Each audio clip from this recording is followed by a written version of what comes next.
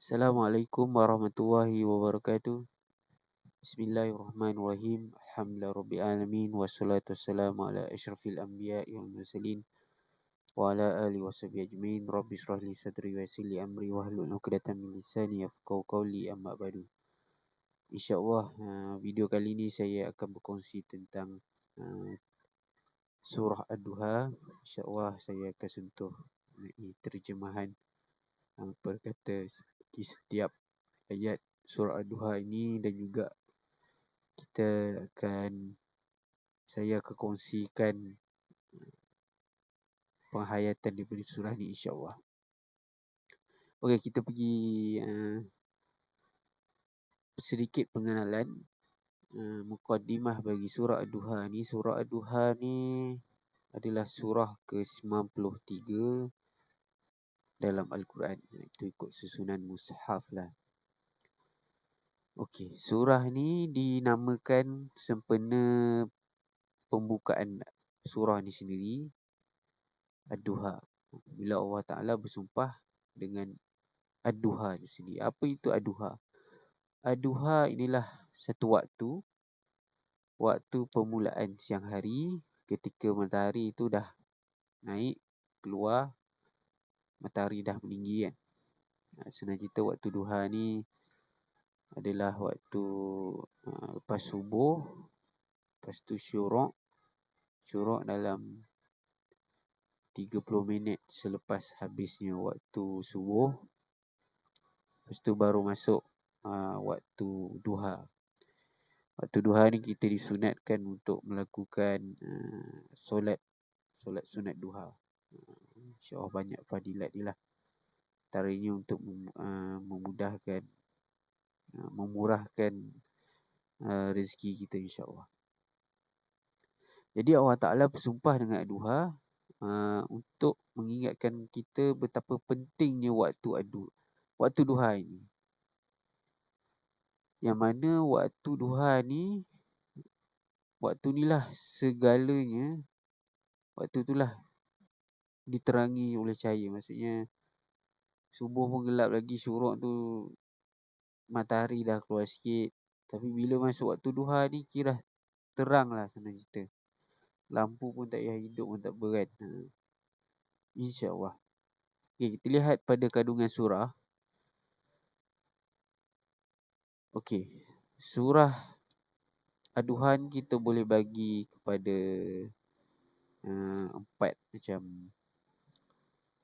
empat konten utama lah. 4 bahagian utama surah ni. Okey. Pada kandungan pertama, Allah Ta'ala memulakan sumpahnya bahawa Allah Ta'ala ni tak lupa dan tidak marah pada Nabi Muhammad SAW, sebagaimana Allah Ta'ala ni tak pernah menjauhkan diri pada baginda dan tidak meninggalkannya. Sebaliknya, kedudukan Nabi Muhammad ni di sisi Allah adalah tinggi. Itu yang part pertama lah. Part kedua, seterusnya, Nabi Muhammad telah diberikan berita gembira. Allah Ta'ala nak menggembirakan hati Nabi Muhammad yang mungkin fras, yang tertekan dengan tekanan-tekanan yang musyrikin bagi kepada baginda. Jadi Allah Ta'ala nak ubah hati. Allah turunkan ayat-ayat daripada surah Ad-Duha ini. Jadi Allah Ta'ala berikan berita gembira yang mana Allah Ta'ala akan bagi nikmat pemberian yang banyak masa akhirat nanti, insyaAllah. Yang ketiga, surah ini juga menyenaraikan. Allah Ta'ala menceritakan nikmat-nikmat yang telah Allah Ta'ala kurniakan pada Nabi Muhammad SAW semenjak kecil. Nanti dia sentuh waktu yatim, Allah Ta'ala jaga. Waktu tersesat, Allah tunjukkan balik jalan. Okey. Dan yang part terakhir pada surah ini menyampaikan pesanan kepada Nabi Muhammad dan seluruh orang Islam, seluruh manusia dengan 3 pesanan. Pertama, kita kena berlembut dan juga sayang kepada anak yatim. Itu yang pertama. Yang kedua, kita perlu menjalinkan hubungan dengan orang miskin. Jangan terputus hubungan dengan orang miskin ni. Kita lawat dia, jumpa dia, tanya khabar dia. Dan yang ketiga, kita kena mensyukuri nikmat-nikmat yang Allah Ta'ala bagi. InsyaAllah. Okay, kita terus masuk pada ayat pertama. Bismillahirrahmanirrahim. Wadduha. Demi waktu duha. Okay. Kalau kita lihat daripada ayat pertama ini sendiri, wadduha ni, walaupun kita nampak pada satu perkataan, tapi sebenarnya kita boleh bagikan pada dua bahagian ataupun dua perkataan. Yang mana waw ni sendiri membawa maksud, kalau bahasa Arab dia kata wawul qasam. Waw yang Allah Ta'ala nak bersumpah lah. Wadduha. Wallahi. Demi Allah Ta'ala. Jadi Allah Ta'ala bersumpah dengan waktu duha.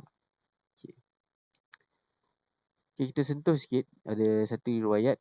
Riwayat ni menceritakan tentang senang cerita asbab nuzul bagi surah ni, bagi ayat-ayat surah Duha ni diturunkan. Okey, dari Al-Aswad Ibn Qais yang mengatakan bahawa beliau telah mendengar daripada Jundub.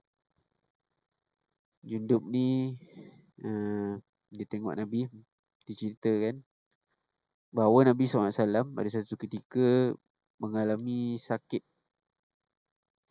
Allahualam lah waktu, tapi sakit selama 1 atau 2 malam hingga beliau tidak melakukan qiyamul lail. Jadi orang musyrikin ni tengok, dia ambil peluang lah kan.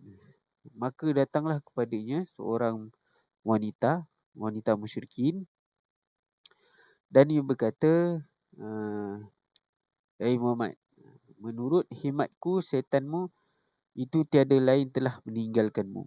Maksudnya malaikat yang membawa wahyu kepadanya. Maka Allah SWT menurunkan firman-Nya, wadduha wallaili iza saja ma wadda'aka rabbuka wa ma qala. Senang cerita macam ni lah. Nabi tengah berduka, tiba-tiba datang seorang wanita musyrikin, jumpa dengan Nabi. Dia cakap, Muhammad, pada akulah, ni bahasa kita lah, pada akulah, setan kau ni dah tinggalkanmu. Yang musyrikin dia panggil setan lah. Kita sini maksudnya dia nak beli Nabi. Dia merujuk kepada malaikat Jibril lah, cerita yang bawa wahyu kepada Nabi Muhammad SAW. Okay, kita tengok tafsir sikit. Ibn Katsir menyebut ayat ni merupakan sumpah daripada Allah Ta'ala dengan menyebut waktu duha dan cahaya yang dia ciptakan padanya. Allah Ta'ala bersumpah dengan masa ataupun waktu duha tu juga, dan cahaya yang Allah Ta'ala bagi, Allah Ta'ala cipta yang ada pada waktu duha tu. Okay, kalau itu Tafsir Munir, karangan Dr. Wahbah Az-Zuhaili, pada ayat ni Allah bersumpah dengan ad-duha, iaitu waktu matahari mulai meninggi di awal pagi. Seterusnya ayat kedua, wal laili iza saja. Wa tadi wawul qasam juga, maaf saya tertinggal di sini. Allah Ta'ala juga bersumpah demi malam juga, dan demi malam. Iza saja, apabila malam tu dalam keadaan sunyi sepi. Okay. kita dah bersibuk-sibuk pada waktu siang mencari rezeki, datangnya waktu malam, sunyi kita berehat. Kita lihat tafsir Ibnu Katsir mengulas kat sini, iaitu bila telah tenang. Iza saja. Saja tu dia merujuk tenang dan gelap gulita. Tafsir Munir pula, Dr. Wahbah Az-Zuhaili mengomentar ulasan beliau, Allah Ta'ala telah bersumpah dengan waktu malam apabila ia mula tenang dan menyergap ataupun menghilangkan cahaya siang dengan kegelapan.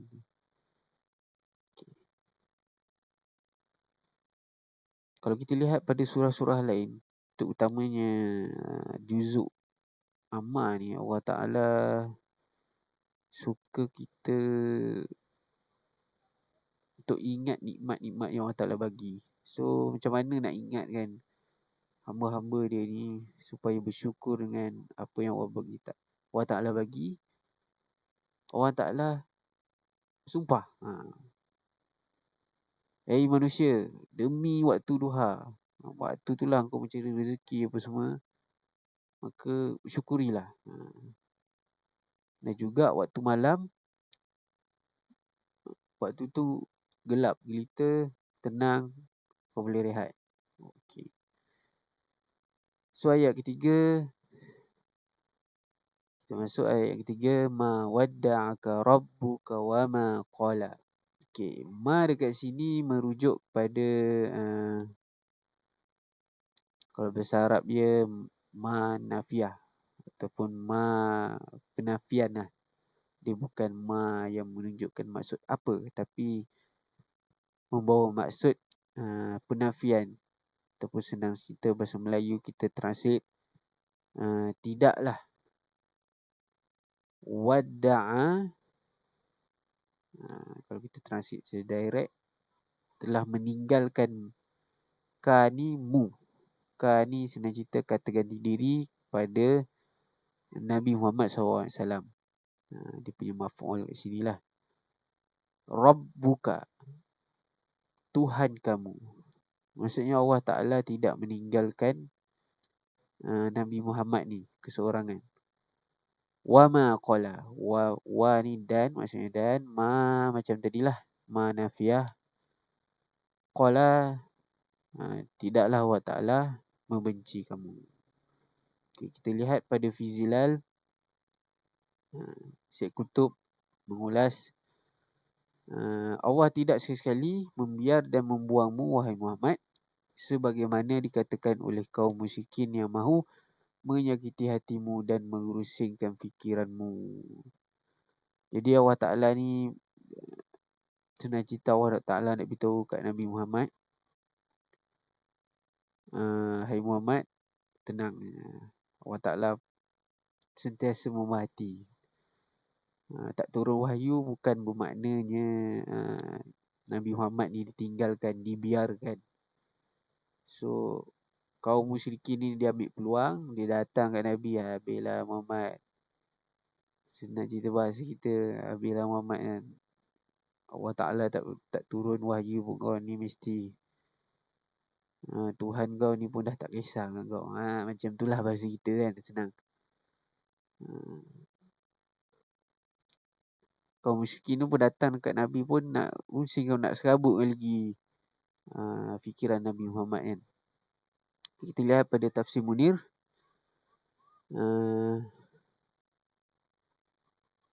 Allah tidak memutuskan hubungan denganmu dan tidak meninggalkan kamu. Allah tidak menghentikan wahyu darimu dan tidak membenci kamu seperti mana sangkaan sebagian musyrikin. Tinggal pula sini. Seperti mana yang seperti yang musyrikin sangkakan lah. Jadi Allah Ta'ala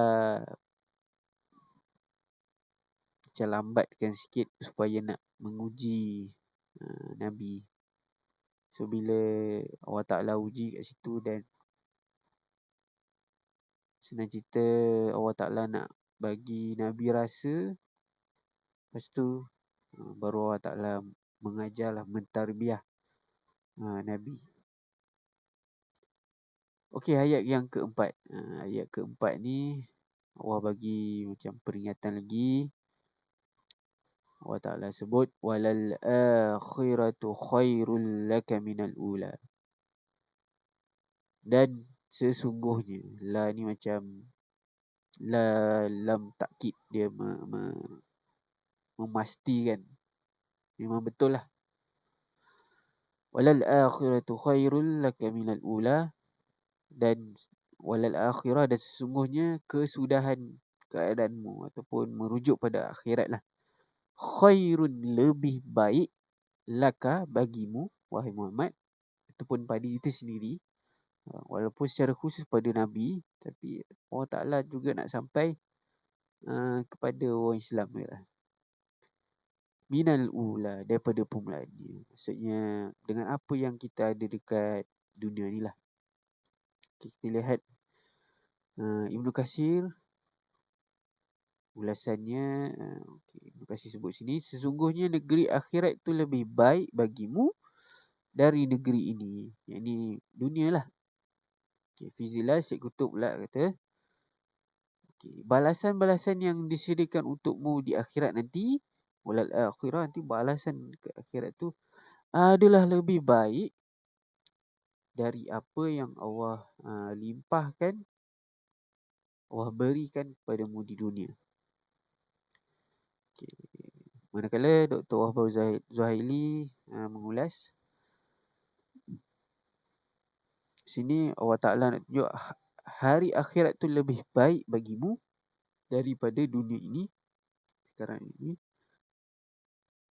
Sekiranya ditakdirkan wahyu itu benar-benar terputus dari kamu dan kamu wafat. Maksudnya jangan risaulah. Nabi Muhammad tak perlu risau. Kalau wahyu terputus pun, Nabi Muhammad tetap akan dapat ganjaran di akhirat. Demikian juga masa depanmu lebih baik daripada masa silammu. Maknanya nanti akan datang, jangan risaulah wahai Muhammad, dan cerita begitu. Masa akan datang nanti, masa depan Islam ni akan lebih cerah. Oleh itu jangan kamu menyangka bahawa Allah meninggalkan dan membencimu. Ayat kelima pula. Walasawfa yu'tika rabbuka fatarda. Walasawfa, dan ni dan wow, bukan wow qasam wow, dia menunjukkan macam nak menyatukan ayat lah. Dan la kat sini macam tadi, la takkid, sesungguhnya. Saufa ni kelak ataupun akan datang. Yu'tika rabbuka, Allah Ta'ala akan yu'ti, bagikan, kurniakan kepadamu. Kan ni merujuk pada kamu. Rabbuk ni fa'il kat sini lah, pelakunya. Allah Ta'ala, Tuhanmu, akan memberikan kurnia kepada kamu. Fatarda, maka kamu reda, puas hati. Okey, kita lihat ulasan daripada Imam Tafsir, para mufassirin. First kita tengok Ibnu Katsir. Beliau menyebut di sini, yakni kelak di negeri akhirat nanti Allah akan memberikannya sehingga ia merasa puas tentang umatnya, dan juga kemuliaan yang telah disediakan oleh Allah untuk dirinya. Yang antara lain ialah Telaga Kausar. Yang kedua, tepinya berupa kubah-kubah dari mutiara yang berrongga, sedangkan tanahnya bibit macam bibit minyak kasturi, sebagaimana yang dia akan terang kemudian. Kisah Kutub pula, komentar beliau, dan Allah akan terus memberikan taufik, petunjuk kepada Allah Ta'ala yang dikehendakimu, yang Nabi Muhammad perlukan, ataupun kita sendiri sebagai da'i perlukan dalam menjalankan tugas dakwahmu. Allah Ta'ala akan beri petunjuk. Allah Ta'ala juga akan menghapuskan segala halangan dan rintangan dari jalanmu. InsyaAllah memberi kemenangan kepada agama dan kebenaran yang diperjuangkanmu. Kita sini pula Dr. Wabah Az-Zuhaili mengulas kat sini. InsyaAllah Tuhanmu akan menggunakan kepadamu dengan pemberian nikmat yang besar sama ada di dunia dan di akhirat.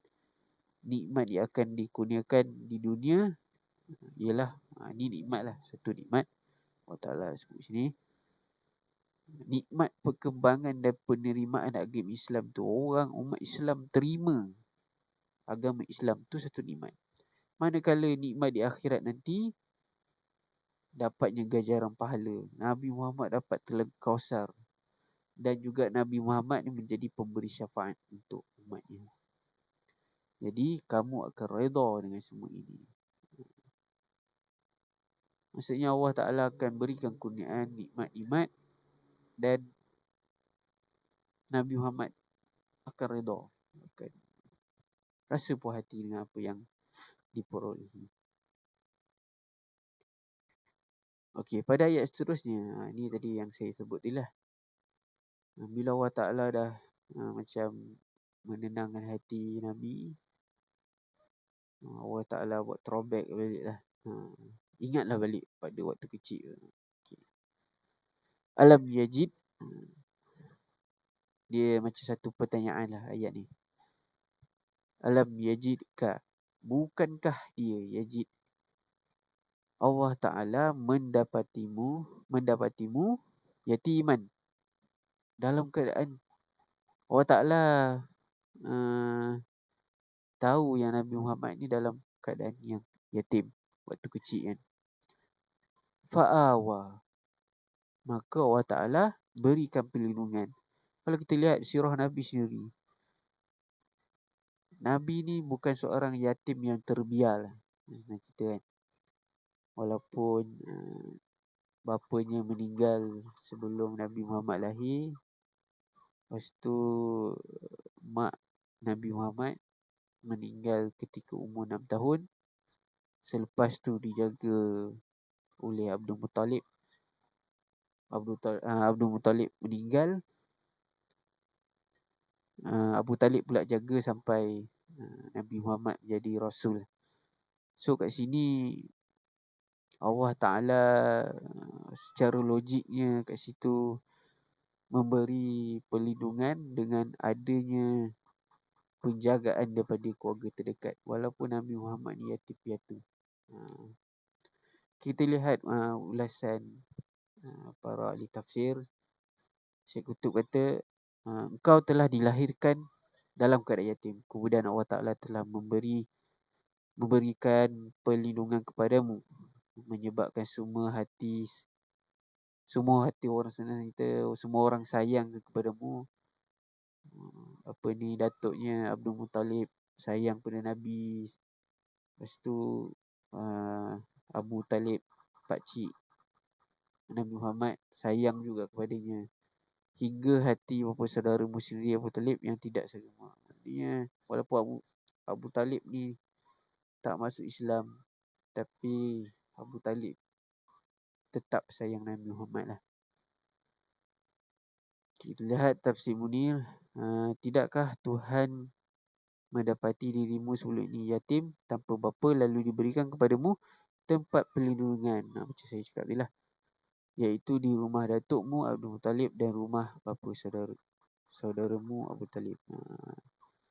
Senang cerita lah, bahasa mudah kita ni. Kita nak ingat orang ni, kita kena ungkit jugalah, nak tak nak macam tu lah. So Allah Ta'ala menggunakan teknik lah, supaya ingat balik. Biasalah manusia tu macam tu lah, nak tak nak kena ungkit juga. Okey, ayat seterusnya, ayat ke-7. Wa wajadaka dhallan fahada, dan Allah Ta'ala mendapatimu wahai Muhammad dhallan, dalam keadaan kebingungan, dalam keadaan sesat. Fahada, dan maka Allah Ta'ala telah memberikan petunjuk.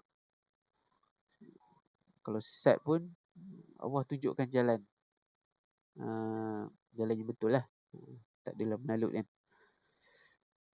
Okay, menarik kalau kita lihat komentar seterusnya ni. Kalau kita tengok Ibnu Katsir, beliau menyebut di antara ulama ada yang mengatakan bahawa makna yang dimaksudkan ialah sesungguhnya ini satu peristiwa. Sesungguhnya Nabi Muhammad SAW pernah tersesat dekat lereng pegunungan Mekah waktu dia kecil. Jadi Allah Ta'ala kemudian ia dapat Allah Ta'ala tunjukkan jalan pulang balik ke rumah kan. Pendapat lain juga sesungguhnya Nabi pernah tersesat bersama pakciknya, pamannya pakciknya. Di tengah jalan menuju ke negeri Syam. Waktu ni mungkin Nabi Muhammad ikut pakciknya Abu Talib untuk berdagang kat sana, berniaga kat sana lah. Saat itu Nabi Muhammad SAW telah menunggang unta betina di malam yang gelap. Lalu datanglah iblis yang menyesatkannya dari jalur jalannya. Maksudnya iblis ni datang tunjuk jalan yang sesat lah. Maka datanglah malaikat Jibril yang meniup iblis ni. Datang malaikat Jibril jaga Nabi Muhammad. Dia tiupnya iblis tu hingga terpelanting jauh sampai ke negeri Habsyah. Kemudian Jibril meluruskan kembali kenderaan Nabi SAW ke jalur yang dituju.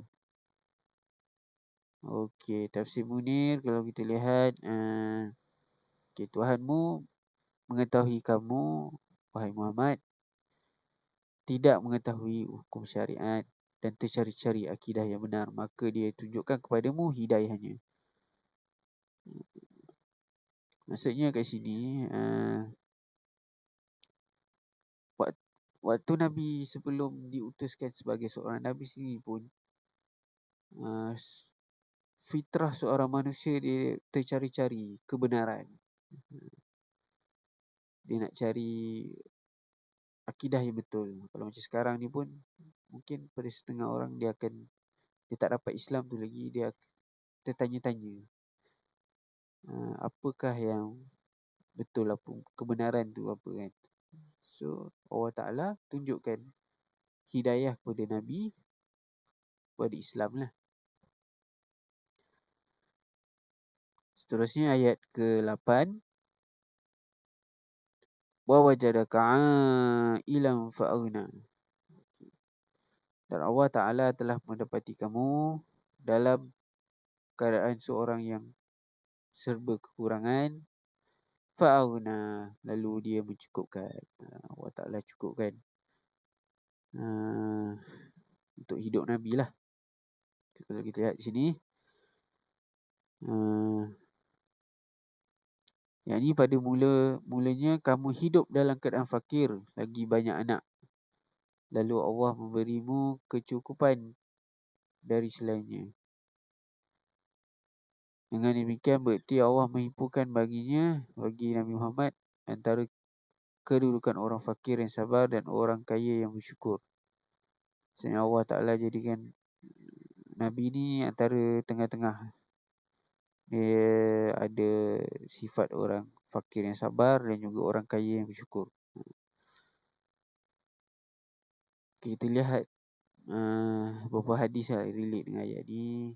Rasulullah pernah bersabda, kekayaan itu bukanlah dengan banyaknya harta benda, tetapi kekayaan yang sebenar adalah kekayaan jiwa. Kekayaan sebenar ni bukan hanya pada wang harta yang kita ada, tapi kekayaan jiwa. Kita rasa tenang, cukup dengan apa yang ada.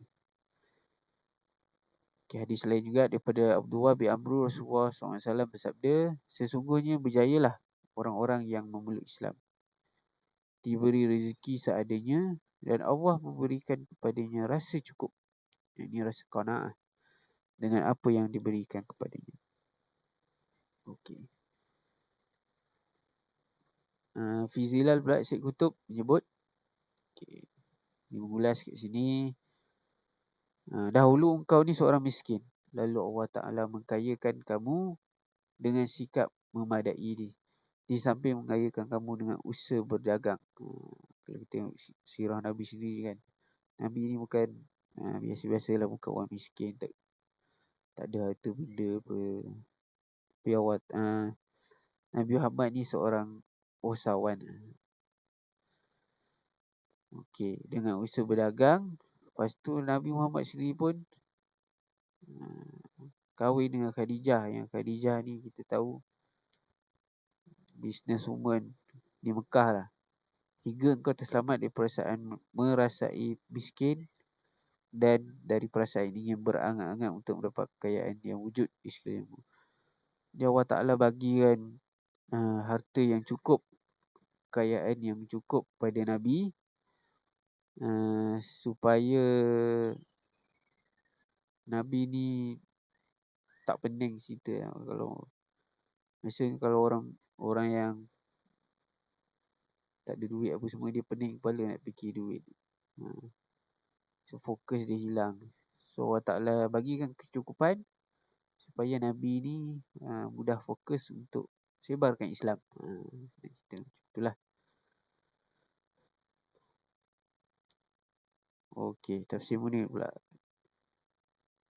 Tuhanmu, silap sini. Tuhanmu juga mendapati kamu fakir, tidak mempunyai harta. Jadi Allah Ta'ala kurniakan kepadamu dengan keuntungan perniagaan, bisnes, harta Khadijah, serta Allah memberikan berkat dan sifat qanaah kepadamu. Kita sambung lagi. Okey, seterusnya kita akan masuk pada part yang terakhir lah, bahagian yang terakhir, ayat ke-9. Ini baru kira macam pesanan daripada Allah Ta'ala untuk Nabi Muhammad dan pada umatnya lah. Fa'ammal yatim fala takhar. Tadi relate dengan ayat sebelum ni. Tadi Allah Ta'ala cerita Nabi ni yatim. So sekarang ni, maka dengan orang yatim, anak yatim ni, fala takhar, janganlah engkau berlaku kasar kepadanya. Kalau jumpa anak yatim, yang akan kasar dia dengan dia orang ni. Sebab kau dah rasa kan, macam tu lah. Rasa mudahnya lah. Sebab kamu Muhammad dah rasa sebagai orang yatim ni macam mana. So pening, pedihnya, sedihnya jadi anak yatim ni, tak ada mak bapak. So jumpa dengan anak yatim, jangan berkasar-kasar lah. Okay. Kita lihat Ibnu Katsir ulasannya, yakni sebagaimana engkau dahulu. Tadi sebut sikit sebagaimana engkau dahulu seorang yatim, lalu Allah melindungimu, maka janganlah kamu berlaku sewenang-wenang terhadap anak yatim. Yakni janganlah kamu menghina, membentak, mengendahkannya, tetapi perlakukanlah dia dengan baik dan kasihilah dia. Kita simpan pula. Sebagaimana kamu sebelumnya yatim dan Allah memberikan perlindungan kepadamu, maka janganlah kamu menghina anak-anak yatim, menghalang hak mereka dan berlaku zalim terhadap mereka. Sebaliknya pula, hendaklah kamu menunaikan hak mereka. Allah Ta'ala suruh Nabi Muhammad SAW ni menjaga anak yatim ni. Kena tunaikan hak mereka, kena buat berbaik, melembut dengan mereka, serta ingatlah saat kamu yatim dulu. Kena ingat dulu apa yang kau rasa lah. Justru itu Rasulullah sangat mengasihani anak yatim. Kalau tengok sirah tu, sebolehnya Nabi nak jaga anak yatim sebaiknya lah. Berbuat baik kepada mereka dan sentiasa berpesan supaya mereka dijaga dengan baik. Allah Ta'ala pun Rasulullah SAW sentiasa berpesan untuk jaga anak-anak yatim ni. Okey, ayat yang ke-10. Wa ammasaila fala tanhar. Dan ada pun orang yang meminta, orang miskin yang minta lah, sa'il, fala tanhar, maka janganlah engkau tengking herdik. Janganlah engkau tengking mereka kan. Contohnya orang miskin datang kat kita, tiba-tiba kita buat, aku pun tak ada duit lah. Aku berserabut cari duit kau. Contohnya tu lah. Kau pun sibuk nak nak minta-minta kat aku, pergilah sini. Macam tu lah. Kalau kita susah, diam je. Tak boleh bagi, senyum lah. Ataupun mana yang kita ada, kita bagilah. Senang cerita. Okey, kita lihat Ibn Ishaq mengulas. Maksudnya, janganlah kamu bersikap sewenang-wenangnya. Jangan sombong, jangan berkata kotor, dan jangan pula bersikap kasar terhadap orang yang lemah dari hamba-hamba Allah. Terima kasih pula, iaitu sebagaimana engkau dahulu dalam keadaan kebingungan. Saat ini boleh merujuk pada dalam keadaan bingung lah. Kita tanya-tanya. Ada yang minta, ataupun saat ini boleh merujuk pada orang minta, orang miskin. Lepas tu yang tertanya. Lalu Allah Ta'ala memberikanmu petunjuk. Allah Ta'ala tunjuk jalan yang betul. Maka janganlah kamu mengherdik orang yang minta ilmu yang benar padamu dengan permintaannya. Dan sesungguhnya ni, dia tengok konteks lain pula kan. Kalau ada orang datang minta ilmu, jangan kamu menghedik-hedik je lah. Engkau kan tahu apa lah. Siapalah kau ni, contohlah kan. Siapalah kau nak ilmu aku ni kan. Jangan kedekut lah. Kalau kita ada ilmu, kita kena kongsi kan. Kita lihat Tasimuni pula. Sebagaimana kamu dahulunya sesat, kemudian diberi hidayah oleh Allah, maka janganlah kamu menghalau orang-orang yang datang untuk meminta petunjuk ilmu atau meminta harta. Bahkan kamu perlu memberi layanan kepada mereka dengan sebaik-baiknya. Pesanan untuk kita jugalah. Kalau orang datang nak minta tip ke, minta proposian ke, jangan kita nak hedik-hedik kan. Ataupun orang minta pertolongan, yang kecam je lah kita kan. Kita layan sebaiknya, kita tolong sebaiknya lah, insyaAllah. Wa amma bini'mati rabbika fahadis. Dan ada pun dengan nikmatmu, nikmat Tuhanmu, nikmat Allah Ta'ala bagi, fahadis, maka nyatakanlah dengan bersyukur. Dapat rezeki, sebutkan, terus sebutkan. Alhamdulillah, syukur dengan apa yang dapat. Tak dapat banyak pun syukur. InsyaAllah kalau yang sikit pun kita dah syukur, yang banyak nanti lagilah kita bersyukur lah. Jangan tunggu dah bila nak banyak, barulah rasa Alhamdulillah dapat banyak. Dapat sikit pun, dapat hidup, bangun pagi masih hidup, nyawa ada lagi, boleh beramal lagi, hidup dalam Islam lagi, hidup dalam iman lagi, terus sebut. Ibn Katsir menyebut, mengulas, yang ini sebagaimana engkau dahulu orang yang kekurangan lagi banyak tanggungannya, lalu Allah Ta'ala menjadikanmu bercukupan. Cukuplah, cukup. Maka syukurilah nikmat Allah yang diberikan kepadamu. Tasimuni pula sini sebut, hendaklah kamu wahai Muhammad menyebut dan menceritakan nikmat-nikmat Allah yang dikurniakan kepadamu, dan bersyukurlah dengan nikmat tersebut. Kat sini bukanlah maksud kita nak dimulakan kita riak kan. Kita dapat nikmat, kita cerita orang ni, tapi kita bercerita tu dalam keadaan yang nak bagi pengajaran ke orang, supaya kita bersyukurlah dengan apa yang kita dapat. So, wallahualam, terima kasih kepada tuan-tuan dan puan-puan yang sudi menonton video ini. InsyaAllah ada masa lagi nanti saya akan berkongsi lagi kandungan-kandungan surah yang terdapat dalam Al-Quran. InsyaAllah. Terima kasih. Assalamualaikum warahmatullahi wabarakatuh.